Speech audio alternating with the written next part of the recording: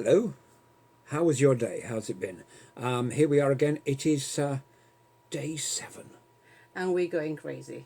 We are. There's an expression, stir crazy, and we'll look at that later. I wonder if there's some, if anybody knows where that expression come from.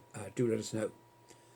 Anyway, day 7. There is an American sci-fi show called 7 Days. Funny enough, and that's about a fella who travels back in time to fix historical events, but he can only go back 7 days.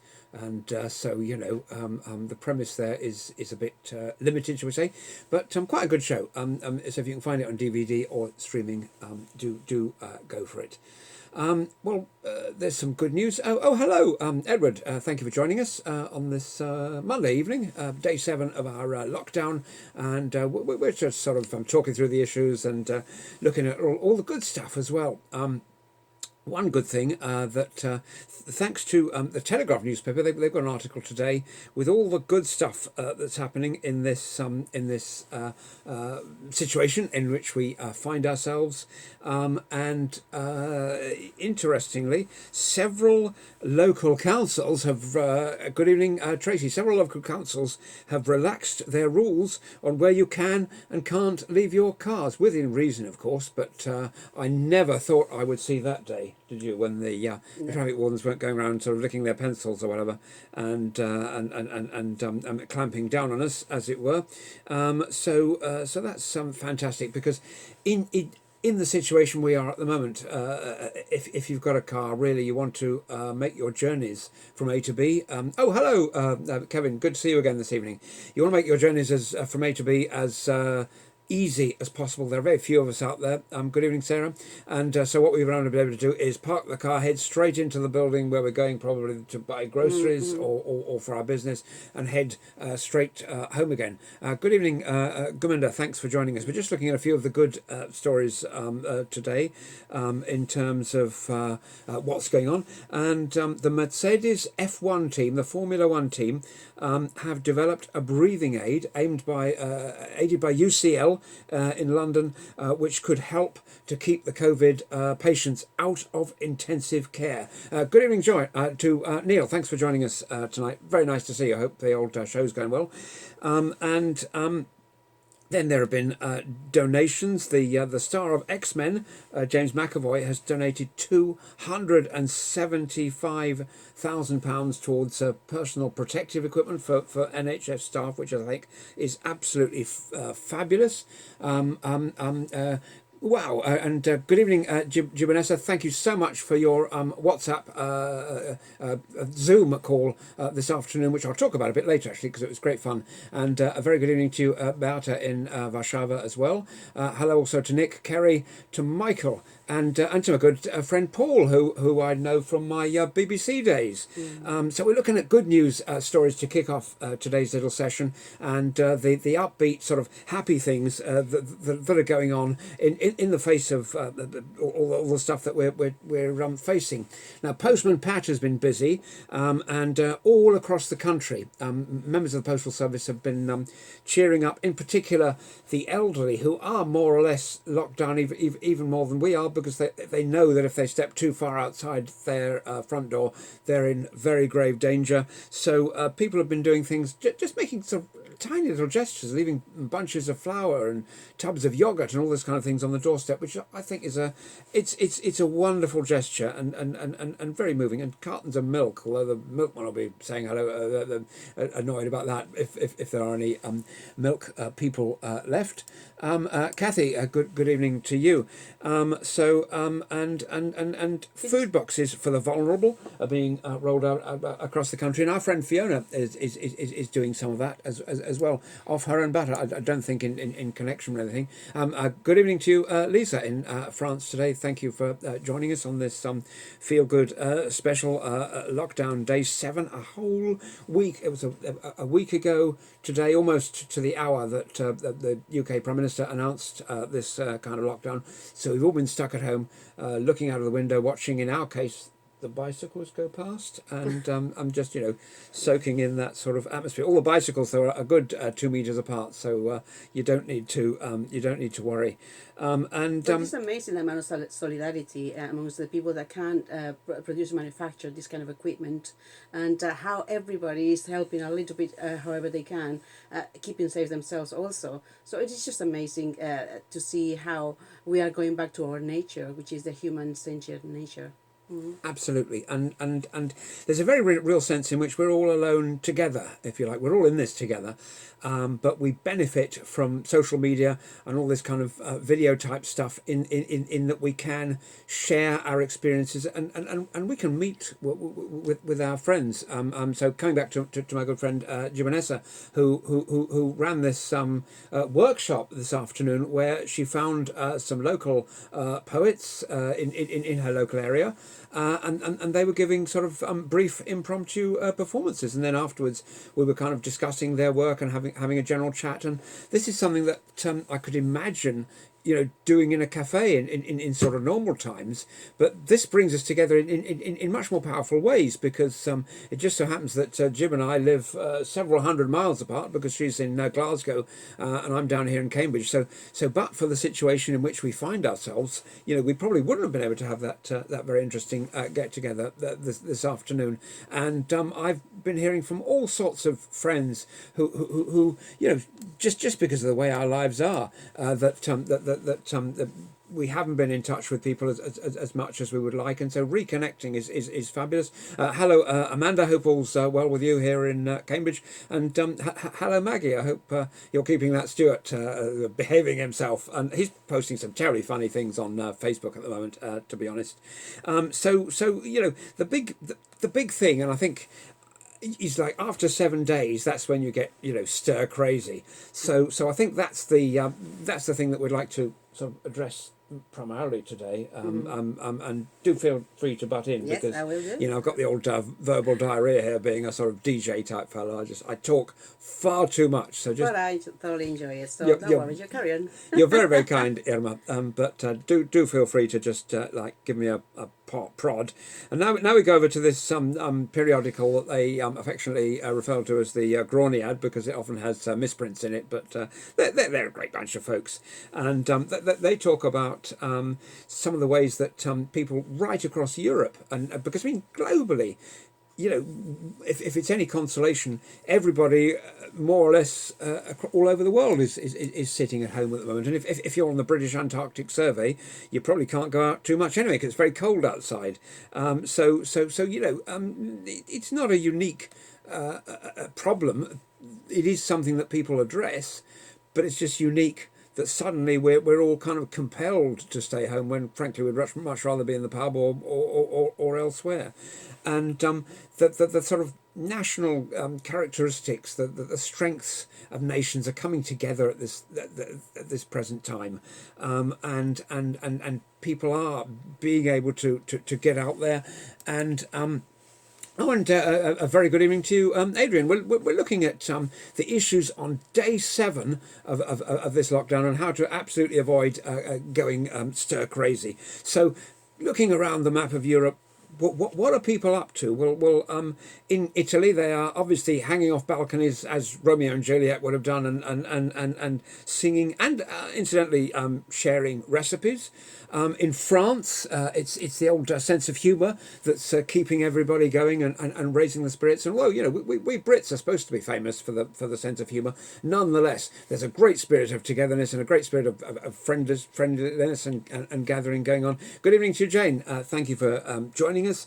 And in Spain, people have been running up and down communal staircases to try and develop, obviously sensibly spaced out, to try and develop that sort of social camaraderie that otherwise may have been missing. Some of our European friends do have strong senses of community anyway, but all this kind of thing is only going to strengthen the bonds, and it's recognised that we are entering tricky times. There are psychological dangers of being confined, especially when it just hits you out of the blue. There you are switching on the telly to watch EastEnders or something, and suddenly the Prime Minister's there and he says, don't go near that front door. And you think, whoa, what happened? Some people prepped a bit in advance and they got their shopping in and did whatever's necessary. But for most of us, including ourselves, it was a bit of a surprise. And we went on a little drive, a late night drive round to all the supermarkets and found them all shut. So that wasn't particularly helpful. So our kind of stocking up, because we weren't these hoardery type people. We just order our 50 quid of shopping every week. And so that came as a bit of a shock. Yeah. But Italy are a little bit ahead of us. Our curve in this situation is very similar to theirs. It's sort of mirroring theirs. So kind of, I think every day we'll have a little look at what's going on with those guys. Well, Italians now are entitled to a free consultation from the health ministry, which has warned of a psychological emergency with people being overwhelmed by fear, and particularly in societies where people are used to greeting each other with a great big hug. Hello, Paul. It's very nice you're able to join us again this evening. Great to see you, sir. In these kind of Spanish or Italian and Latin type societies where you're used to kind of kissing granny on 3 times on the cheek and this kind of thing and hugging everybody, and that is we are social animals, and it is very important. So to suddenly find that you can't, is a real biggie. We have to improvise. Absolutely, but we have to make our own happiness, and happiness can be bought. We see about going to supermarkets and buying the things we need. Some shelves empty. Previous people buying stuff, overstocking themselves. When we find ourselves at home, we realize that we need to improvise, and definitely happiness can be bought. You cannot just go and get it off a shelf, so you have to make your own happiness. Some people are bound and stay in their home because they can't go out, physically can't go out, either because they're elderly or because they have mobility issues. So then is when all the spirit has to really come to terms in kind of social animals that we are. So by calling someone out of the blue that comes to your mind, the old friend that you haven't been in touch for a long time, it just makes a huge difference. Today I had the opportunity to congratulate to one of my nieces for her birthday. We have not spoken for a few years, and I've just used the technology, which is Facebook, and she was on her way to work. Unfortunately, she's in Mexico and she needs to continue work, and she was delighted. So this time is happiness can be bought. So you make your own happiness, make someone happy. So it's this sort of the opportunity that we have. And I love this notion of being able to get not being able to get happiness off the shelf, because you can't get anything else on the shelf because all the loo papers and the hand sanitizers have gone as well. And it's not so we can't just snap our fingers and make these things happen. All the best things in life, the valuable things, they require a bit of effort, don't they? Yes, and it's about living life fully. Yeah. Absolutely so. And there are people now some people who are stranded abroad, and there are still some Brits stranded abroad, and the government is making arrangements for these guys to come home. There are people whose travel plans have been cancelled, and there are people who have had cancelled weddings, cancelled anniversaries, cancelled events, and it just a whole raft of this left, right, and centre. Good evening, Sharon. Thank you for joining us this evening. One of the suggestions that's been made on how to deal with all of this, and we left this deliberately to day 7 because we thought by then everybody would be really straining at the seams, being cooped up at home and just looking outside the window and not being able to go out. One of the things is to sort of re-describe, if you like, the experience. So don't say I'm stuck inside, but say finally I've got some time on my hands and I can focus on the important stuff, on the me stuff. Good evening, Jake. Great to have you aboard, and also to Camille. Very nice to have your company this evening. So what do you think about that? The opportunity to refocus, to turn this whole thing on its head and see this as an opportunity. Yeah, that's right. We humans tend to like to be in control of something. So this time we just been thrown to this new way of living, which is literally it's a virtual way of living, because we are all connected via the mass communication that we have at hand. However, it's an opportunity to really reaffirm yourself with your values and your beliefs and who you are, and attune yourself to the core of who you are, and finding ways, if you like writing, to take that time to write a book, write whatever you want to do. For example, today I did poetry at one point. In fact, poetry, it's for me a way of soothing and emptying whatever it is I'm feeling inside. But today I did it just for the sake of doing, and it was in regards to a raincoat. So this is your opportunity to use this time that you have for yourself and for your family to be creative and to refocus, to reset the pattern. And this is how you want to live and being in control going forward. So hello, Sharon. Very nice to have you with us again after all your contributions yesterday. So one of the things that all of our neighbours did, and us, is like over the weekend we went absolutely spring clean crazy. So everybody's bin in the whole street is overflowing now. Where normally we just put like one milk bottle in and that lasts the whole week. So the things that basically there's no place to hide. You see, so the things that you've been putting off because there's always far more interesting stuff to do, well, now kind of running out of excuses. I think, as far as I'm concerned, that's the issue here. Then I'm sure we've all got kind of normal routines, and we're living in different times, but don't let's bow to that. And it's nice to sort of stay close to the normal routine, if you like, as much as possible. Good evening, Shan. Good evening, Lorraine, and hello, Akash. Thank you for joining us. We're talking about how to make the most of the opportunity afforded by the fact that we're at home and we've had to throw away the key. So if we, I suppose we're waking up at the usual time and we're having breakfast at the usual time. We're doing a lot of those things in the normal way, and it will help to ease the transition back into normal living once we go forth again. So there's that. Plus, there's this extraordinary bonus now of all the time spent commuting into work is bonus time. It's me time. So the long drive into work in the morning, the long drive back in the evening. That's time that I can spend doing my own thing. Now, I suggest really for people who are kind of a little on the nervous side, but really for everybody, do not check on that coronavirus news every day or every half an hour. Just look at the 6 o'clock news or something if you must. But we know that the thing hasn't peaked yet. We know it's going to peak in a couple of weeks' time. So really, I don't think we need to sort of rub that in. And also, we know that we're doing the right thing. Around the globe, we are saving 40 million lives by staying at home and playing chess together rather than going down the pub. So kind of come on, it's not a huge sacrifice to make, and it's making the world a damn better and safer place to all of us, particularly for our own elderly relatives. They will weather the storm, and they'll still be there at the end of it, or any of our relatives or friends who are in some way disadvantaged in the health department. The book, says Sharon, yes, she's in the process, and that's fantastic. I don't know if you just started, I don't know if it's one you've been working on for a while, but that's a fabulous thing to be doing. Well, here's one that is perhaps a source of some controversy, because I think, would you say I'm the most organised person you've ever met, or just the second most organised? The second.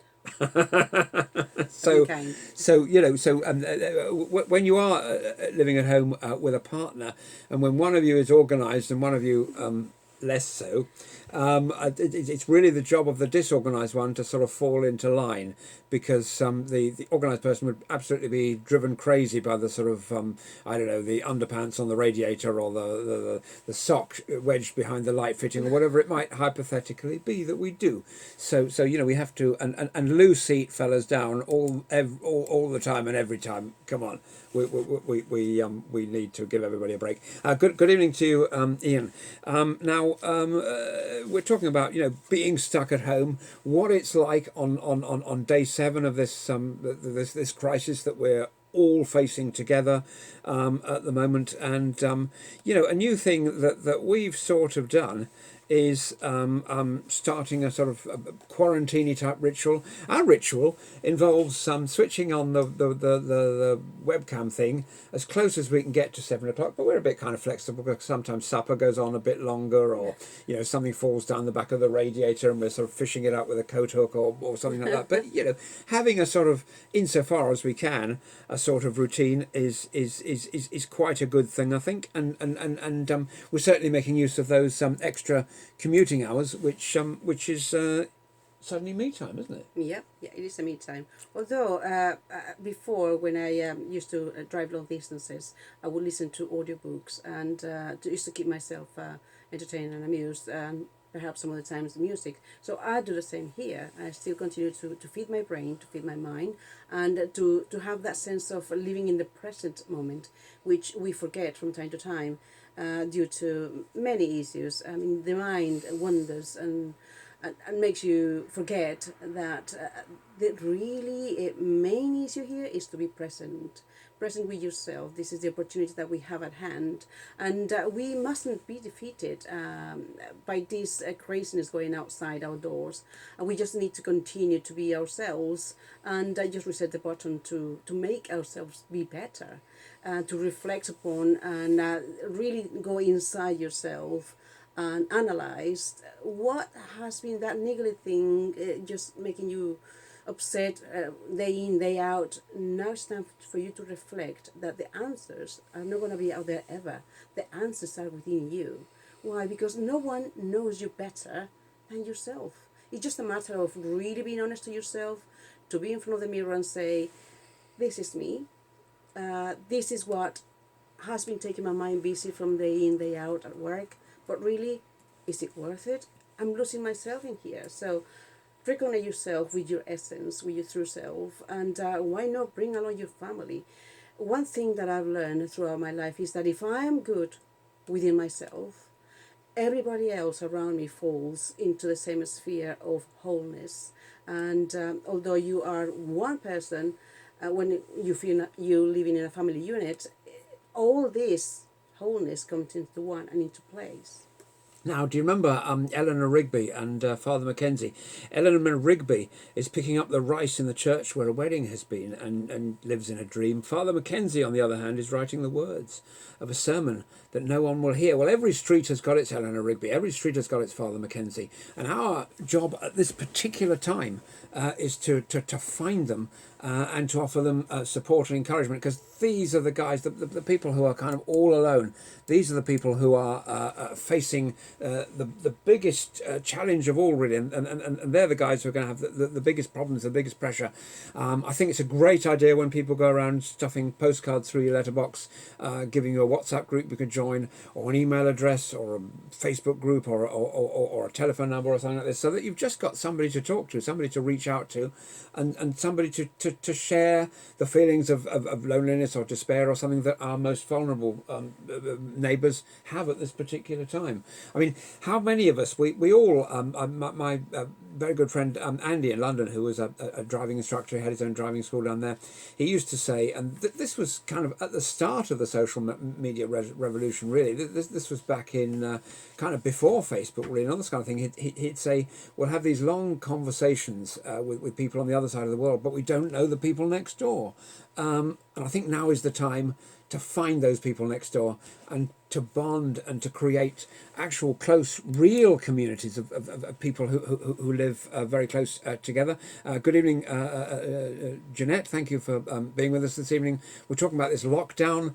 We're 7 days into it, and now it doesn't. Well, it does actually. It seems like about 7 weeks, but you know, it's clearly the start of many weeks. Even the government, in their most optimistic projections, have said we're likely to have a few more weeks like this. Mm-hmm.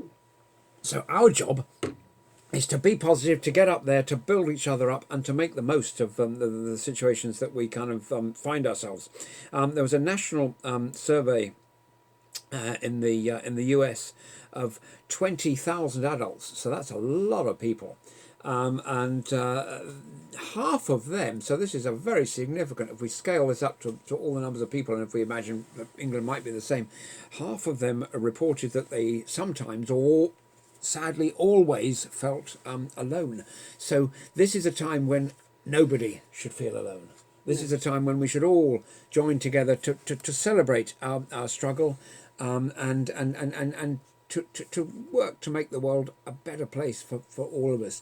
Sharon says people ignore or run from themselves, that one person's heaven is often another's hell. Well, that's true. If you are introvert of the month, then you're having a great time there with your feet up and with your Pims or something in your deck chair, just in the room on your own. But we're not all built that way. No. And I think that's the thing we have to sort of recognise. I think that's the thing we have to recognise. So yeah, it will be probably easier for some people than others, but again, across the world, different countries are addressing these problems differently. We all have our own kind of situations, but this kind of isolation, this kind of loneliness that our weak neighbours feel, it can manifest itself in really, really strong ways, like, for example, actual physical pain. Your physical health can suffer. I mean, I think married people, by definition, especially married men, live longer than they would otherwise because they've got somebody, supporting them and lifting them up every day. And this thing between my ears, made up of all this grey matter, not only it is the place where all my emotions reside and all this kind of stuff, but at the same time, in the background, it's keeping all these background biological processes, it's keeping the heart ticking, and it's keeping all that stuff ticking over. So if the old brain is distressed in some way, it is very likely to interfere with the other processes that keep us alive. And that is why they say that, that's why they say that stress is a killer, which it most certainly is. People die from heart attacks and cancer and this kind of thing brought on by stress. But also it explains the placebo effect, so that now they're testing, aren't they, a lot of drugs to see if they're effective against this particular brand of coronavirus, and in these blind tests, half the people get a placebo, and some of these will recover. In the First World War, in the trenches, when they ran out of morphine, they were giving some of the soldiers water or this kind of thing, and the guys going, "Oh, it feels much better," because how you believe is how you will be, that is an extraordinary thing. Oh, good evening to you, Val. Thanks for joining us this evening. We're talking about we're in day 7 of lockdown. Imagine what it's going to be like after day 17 or whatever. But 7 is all we can focus on right now, and we're talking about our the sort of vulnerable people who live in our street, and things we can sort of do to assist. When all the doors are open and events are out there, you can do things like, joining a class, whether it's an art class or something like that. But, let's make these things happen online. Let's get the museums open. Let's get the zoos open. Let's all kind of volunteer to help our neighbours by doing a little bit of shopping for them, for people who are self-isolating, for example, or mowing the lawn for them, or whatever it might be. Just little tiny things, just calling them up 2 or 3 times a week and asking them if they're okay, and kind of all this sort of stuff.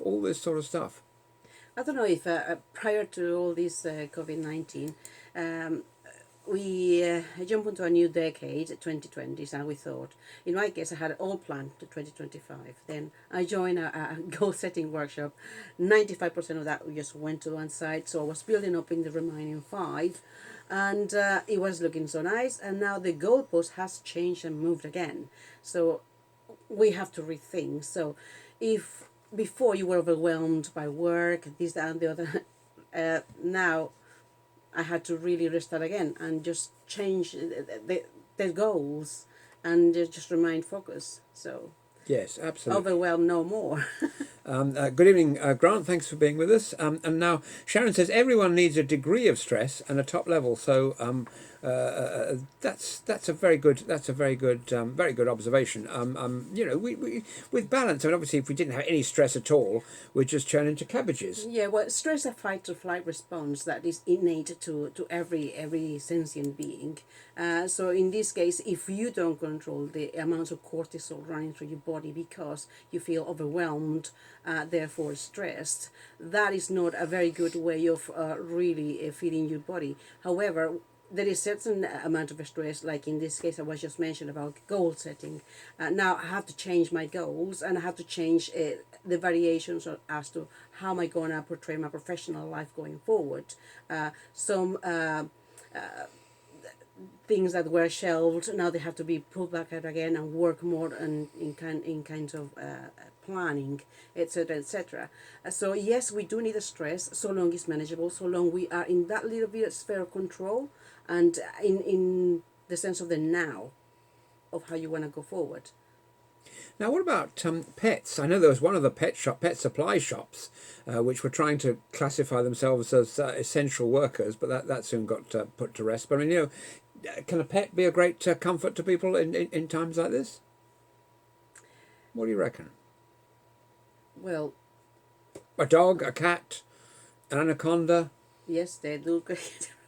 Probably forget that last one. Don't try that at home, and don't blame me if you do.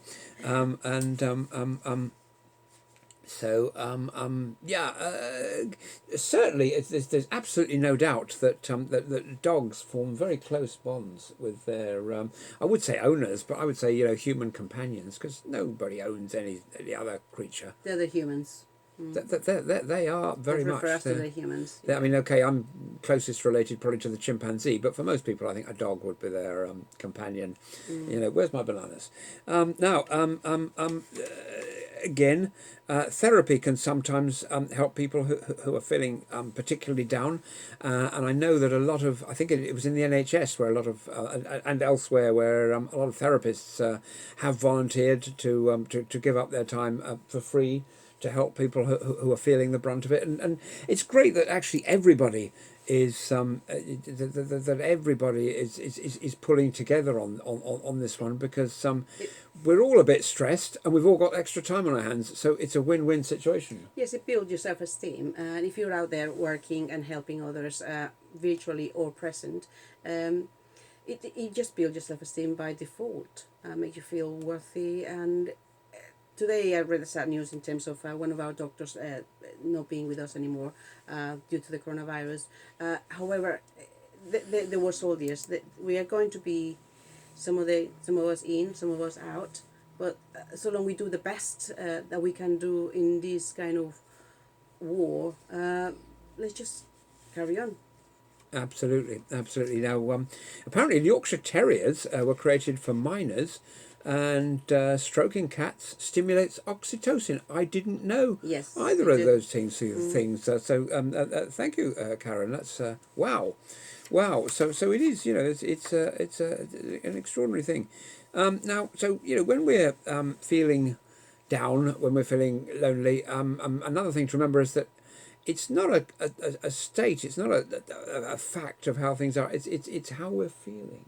It might have been triggered by a sad memory. Something's triggered it, and I think by addressing the cause of that, we can perhaps move beyond it. Yes. When you have a sense of overwhelm coming your way, it's because you allow it to happen. We all go through several experiences through our life that make us who we are now. However, when we learn to manage those emotions, to be in control of those little things in our heads, and just refocus into what the present is, so then is when we can make a difference to ourselves and go back to the oneself. Yes, that's right, and we need to, in a sense, strengthen ourselves, build our own inner resources. And good evening, Ben. Thanks for joining us this evening. We're talking about basically what it's like to be locked in your own home for 7 days and the feelings that for many of us that causes. It's a roller coaster of emotions. You sometimes your self-esteem is right up to here, and then just like, what's happening? Because we were all knocked down, as in a game of balls, and it just went all the way. So it's a matter of really managing our emotions, to be aware of what's coming in terms of our emotions, and that's the only thing that we can have in control, and just live in the now. Yes, absolutely, very much so. Now Sharon says, and this is very true, that rabbit holes are transient, and we can choose our feelings if we allow ourselves to. And I'm a great believer in win-win situations, in wherever you are in life and whatever you're doing, trying to make whatever situation you find yourself in work for you, and work for the other person, and it can always be done. So why wouldn't you want to do that, frankly? And so by focusing a little bit less on our feelings and a little bit more on the feelings of others, we will get that sort of warm glow, that feeling that we've done the right thing. Yeah, that's right. That's correct. And that's so important. And then reaching out, finding people like ourselves. It's just a click away, isn't it? Really, not in this online world where we now all find ourselves, and when we disappear from this room. Oh, good evening, Tobias. Nice to see you this evening. Colchester lad, greatest town on earth, really. Sharon says that boosting immune system is essential. Yes, it is. We take our vitamins from time to time. We do. We've got them. We've got them right here. So you see, you think we're making that up, but we're not going to show you the label because we're not sponsoring any product or endorsing that's right, it. Yeah. But we did show it back to front, so that's fine. But you can rest assured that it's all good. And there's talk of karma, isn't it, and all these kind of things working. But when you create positive vibes and energies around yourself, these things become self-fulfilling prophecies. And just because I give you my last Rolo mint or something, it doesn't mean you're going to give me the other one. But it means something generally further down the line is going to happen that's good. And similarly, if I was going around doing bad things to folks, something bad would probably happen to me sooner or later. So you have to create your own sanity. It's sanity about, of mind. Absolutely. And it's about having those energies and really kind of whatever you're interested in, in sort of counting the spots on hippopotamuses or something, or whatever. Hippopotamuses don't have spots. Well, they do when they've got measles. Okay. And I mean, I'm a member. Here on Facebook, I'm a proud member of a group. I don't tell anyone, but it's called Wireless of the Week, and they post photographs of these old, not wireless in the sense of Wi-Fi, but radio sets from like 100 years ago with valves in them and things. And it doesn't get much more geeky than that. But I kind of look forward every week, and then I'm continuing with that routine now, seeing this photograph of an old radio, and the really exciting bit is when they show you a photograph of the innards as well, and then there's no stopping me then, a valve or a capacitor or something like that, which is the most extraordinary thing. So what about then a list of stuff we can do ourselves? Just making a daily list of stuff that we can do in this kind of situation. Right. First, you have to see what gifts you were given at birth, and what gifts you have nourished throughout your life, and what gift you can share with everybody that comes in contact with you. If you are a creative type of person, just create and build from it, and just take one project at a time. If, for example, you couldn't finish one of the projects, you can always shove it away, but just put it on side. Don't put it on the drawer because you might forget. And continue with another one, and then just build upon it, and then you're going to end up with a fantastic and fabulous creation of your own gifts. Now, if your gift is the gift of speech, like in this case David's, it's amazing the amount of information, and they can grab one from one subject and just take it all out and give it to the world. It's a precious gift, and I really, as a philosopher, I really admire that from David. So that gift. So thank you, Nikki, for joining us today, and thank you to Crusher. Rock on, man, Crusher Jewel, who is the rockiest guy on the planet, really, and a fabulous friend from many years back at Total Rock.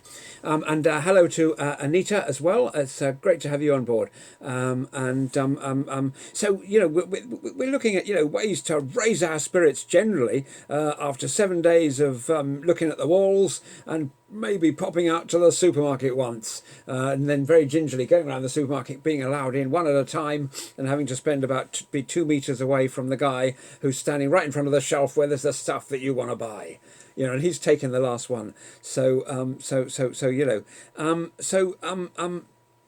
We need to sort of force ourselves to get out there in the virtual world, really. And we might say, oh, I'm going to leave Facebook or whatever social network it is, or I'm never going on YouTube again. But don't do that. That's extremely unhealthy, and those bad thoughts will only sort of go in and crush. Sorry, Mr. Jewell, crush your thinking and make you less of a person than you were to start with. So get out there and engage, and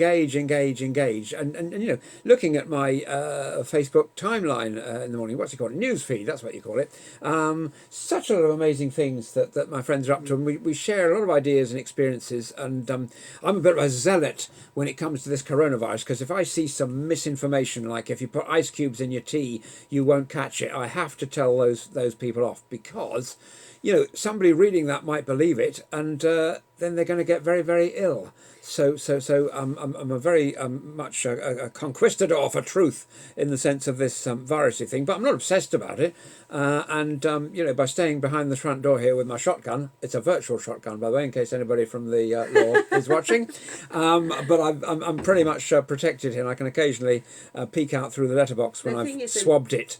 The thing is, in terms of information, there is plenty to go about. Basically, the world is in your hands in terms of information, but it's very much up to you to decide what to listen to and what you want to feed your brain with. Do you want bad news? Guess what's going to happen? Bad news are going to come out of your of your mouth, of this gift of word. But if you really feed the good stuff in your brain, good things are going to come out. Yes, take the negativities, but just take it with a pinch of salt, as the matter of saying. But really feed your brain and look after your gifts very closely. And what is that you can share? The one thing I've noticed now on Facebook is there are many me people in Facebook, and we are all in this together, protecting each other, helping each other, informing each other, or what is the truth in terms of what's going on. Now, Sharon is my new best friend, because she suggests rocking out to AC/DC, and she also says dancing to 70s and 80s music. Well, you might be interested to know that tomorrow night after this, I'm going to go on and do a 2-hour rock show on the Cambridge station here, Cam FM, and I will post a link so you can join me. And if you ask nicely, I'll play a metal tribute to ABBA, which will combine both of those little things all into one manageable chunk.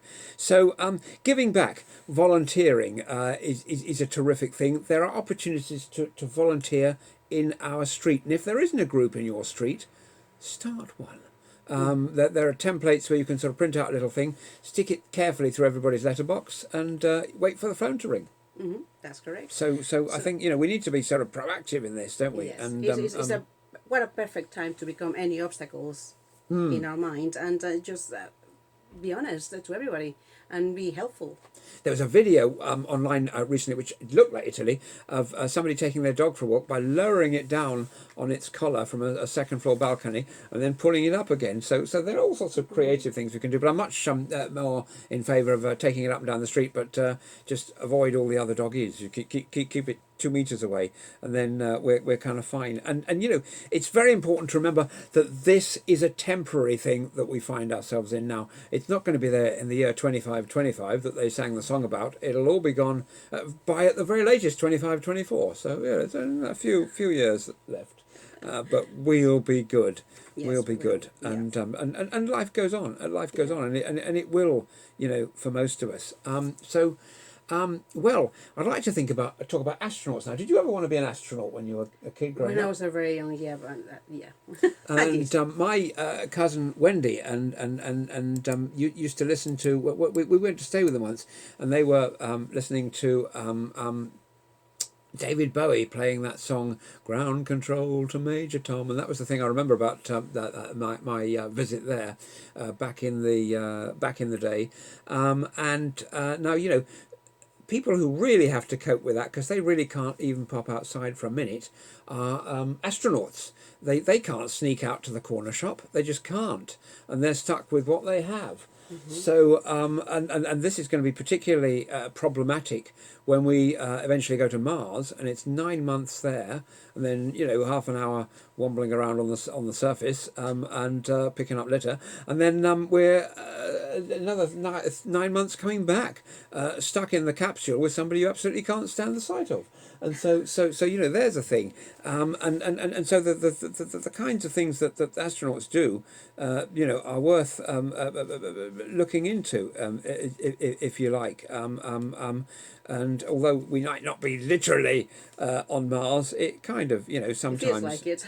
it sometimes And to go perhaps to my own capsule. it sometimes perhaps it feels like it. And we look through a lot of publications and stuff to get the ideas for this, and we're looking at literally everything from like the Daily Express to Forbes and all the serious places and the FT and everything. So here's something from Forbes magazine, which is Bob Newhart is the funniest guy in the world, Sharon, by the way, and that's a great way to raise the spirits immensely. How to if there's anybody, right, who understands isolation far more than me, because I'm just a voice on a stick, but if there's somebody you really want to ask, it's an astronaut, isn't it, really? And well, we couldn't, Buzz Aldrin was busy, so we'll just have to make do with this article I found in Forbes magazine, because increasingly, the old moonshots, which, unless you were in Apollo 13, they were pretty much a doddle, and it was just, you know, pop out there in a couple of days, dongle around on the moon and pop back home and meet the president. And there was that film Capricorn 1, which was a very interesting film. So if you're a conspiracist, do have a watch of that. But we won't go down there. We won't go down that route tonight. So now increasingly, the sort of things we're doing in space is we're spending. Oh, and hello, Adam. I didn't see you up there. It's very nice to have your company this evening. Hope all's good with you. Haven't seen you absolutely for ages, sir. But anyways, coming back to this thing of on the International Space Station, we're stuck there, I don't know, maybe for a year or whatever. On the trip to Mars, it's kind of like 18 months before you even, you know, you set foot on it for a bit and then you come home again. So these are kind of extreme bits of isolation, and like, you know, most of us are not stuck in a studio flat. Some are, some aren't. We're blessed with a staircase here, so we can run up and down it to get our kind of daily exercise. But you know, what do the astronauts you know, say about all this kind of thing? Well, between 2000, there were 3 astronaut crews of volunteers who did a simulated Mars isolation study. It was called Mars 500. Russia, China, and the European Space Agency were involved, and then there were some people who spent some time in Hawaii. So you know, astronauts know far more than we do about all this kind of stuff. And when you look out of the window there, if you're looking at the hills and valleys. Oh, good evening, Colin. It's very nice to have your company, and hope things are good with you and Claudia. And hello, Adil as well. So you're, you know, we can most people can look out at quite nice things from their windows. We can look at the railway station car park, but that's a sort of coronavirus measure, because we can see how many cars are there, so that when we know whether the lockdown is effective or not, you know, so that kind of works, doesn't it? Effective. That kind of works, and all they can do is look at that beautiful blue planet, but it's quite a long way down. And it's going to be a long time. 229 days in space. I mean, do they get to have a stress when they're out there, and how do they cope with it? Well, they must. There was that guy who was playing songs on his guitar, wasn't there? Yes, that's right. And so there's all that sort of thing, you know, you don't need to stock up on the shopping from Costco or whatever, because it's all been sent up with you in the rocket. But you do have to make it last. You have to eke out those cornflakes. I think everything probably comes in little cubes, sort of thing like that. But you know, and then you're getting mentally ready. And there's a story here in Forbes about one of the astronauts who was mentally preparing for a 6.5 month mission. And then it got extended to 12 months. And there you are up in this tin can. And suddenly you realise, oh my goodness, you know, you're just thinking it's coming to an end, and you're only at the halfway point. It's pretty much the same emotional feeling that we're having at the moment. We don't know when this is going to end. That's very true. So one of the greatest weapon that we have is our own thought, and to choose what to think about, how to better ourselves in this way. Yes, absolutely so, absolutely so. And one other difference that's been pointed out here in terms of, oh, and good evening, Naj. Hope you're well this evening. The thing that astronauts, when they're in space, have a mission. And they've got all this stuff to do, so they're not sitting around like us twiddling their thumbs. You know, all of their time is taken up. They might have a little rest break where they can sing some David Bowie with a guitar or something and beam it all around the world. But mostly, the mission is Yeah, their they have focus. to check that all the systems are working correctly, that there's plenty of oxygen to survive. The same as us. In case that we are in isolation, we have to make the best of the gifts that we have. And in terms of exercising, how to keep our bodies oxygenated, because exercise is not just a matter of getting fit and getting all lean and trim. It's about oxygenating your body. And you see, exercise is a very important thing, and I didn't know that before today. But astronauts, especially in outer space where you're weightless and the muscles are not getting used and everything like this, so astronauts, as part of their daily routine, have to spend 2 or 3 hours doing exercise. So that rules me out for the astronaut program. My childhood ambitions are dashed, because there's no way I can do anything more than walk up and down the stairs 2 or 3 times. I mean, I just couldn't. Not because I'm not physically up to it, but I wouldn't. My brain would just fry.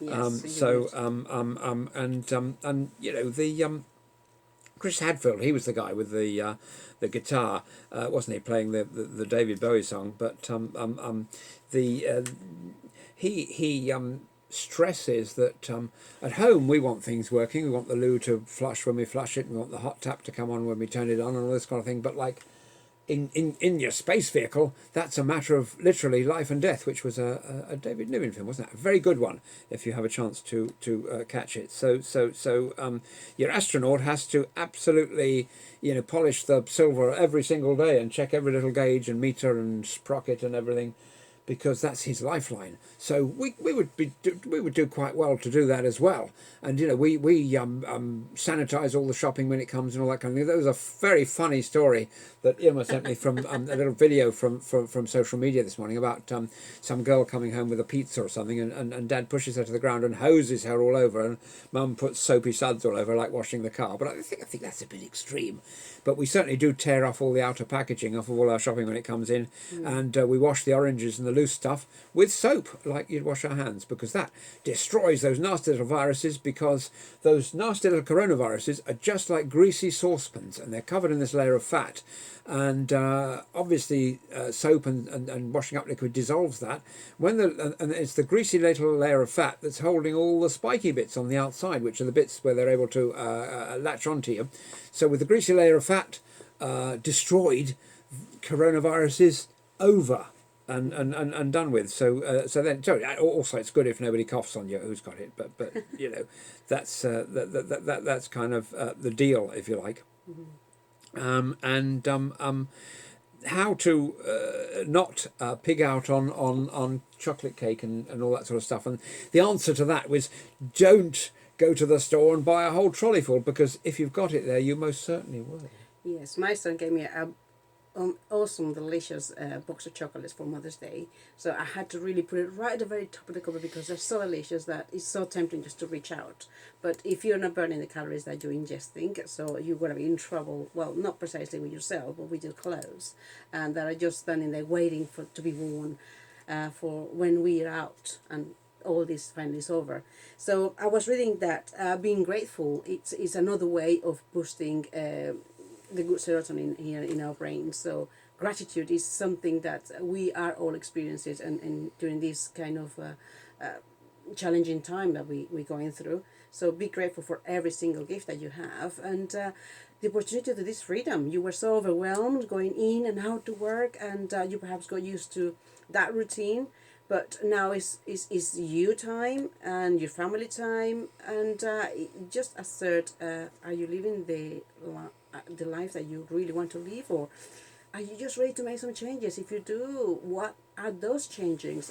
Make yourself those questions and give yourself honest answers, because in this case, no one is going to buy you happiness, not even yourself, but you can make the decision to be happy with whatever you have, however little, however much.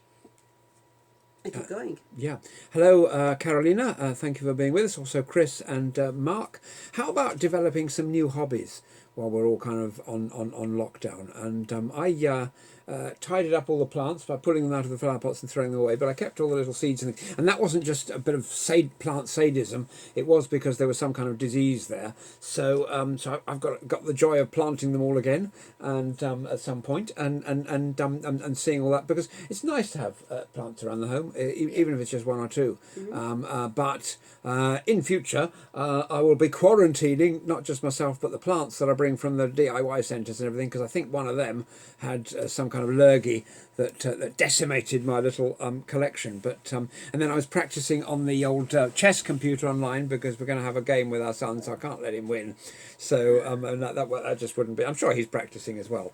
So I haven't played that game for since I was about that high, and so all these things serve to sort of pass the time in fruitful and constructive ways. And bear in mind that the EastEnders and Corrie and all those are going to be on hiatus soon, because all these productions are shutting down for a while. Some American shows have been cancelled, some of them are postponed. My favourite sci-fi show, The Orville, which is a fabulous thing, if you happen to like, I don't know, Star Trek The Next Generation or something, it's done by that guy Seth, who did Family Guy. They're on hiatus now, so season 3 will be pushed back even further. But that's a great show if you're into that kind of thing, which not everybody is.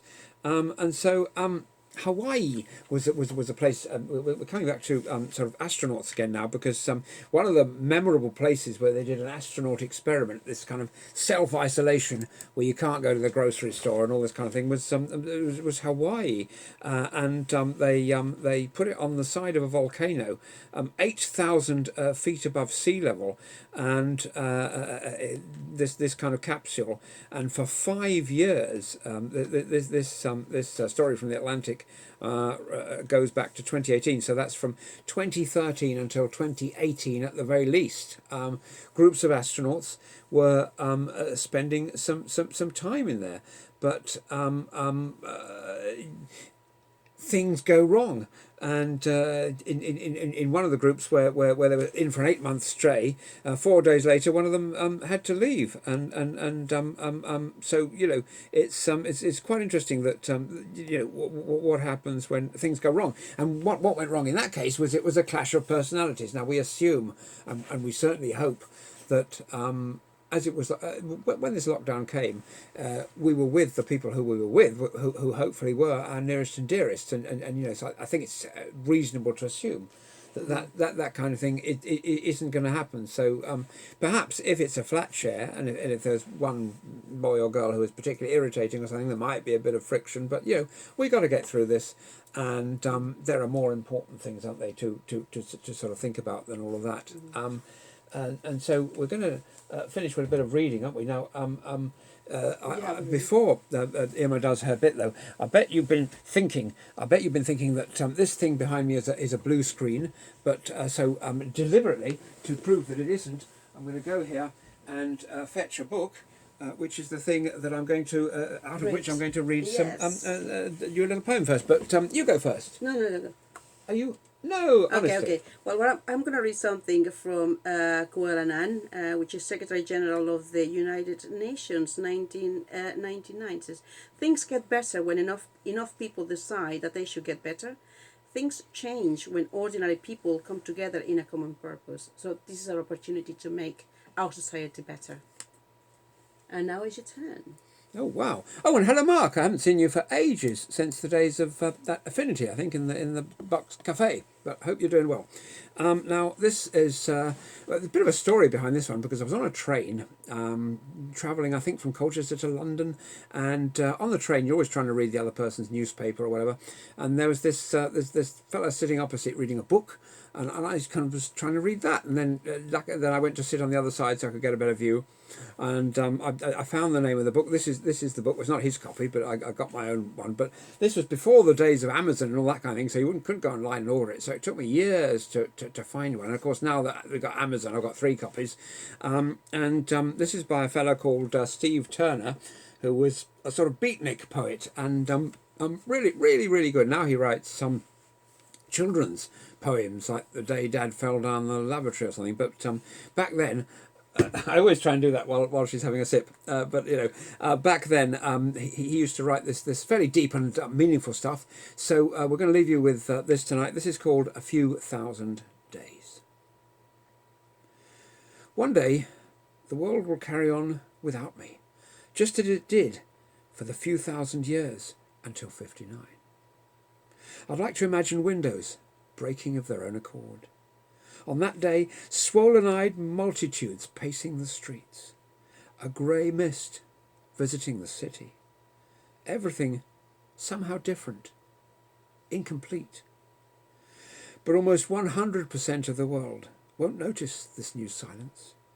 They will drink tea and change trains, unaware that mankind has been reshaped, unaware that a few thousand days just seeped through a hole 2 seconds wide.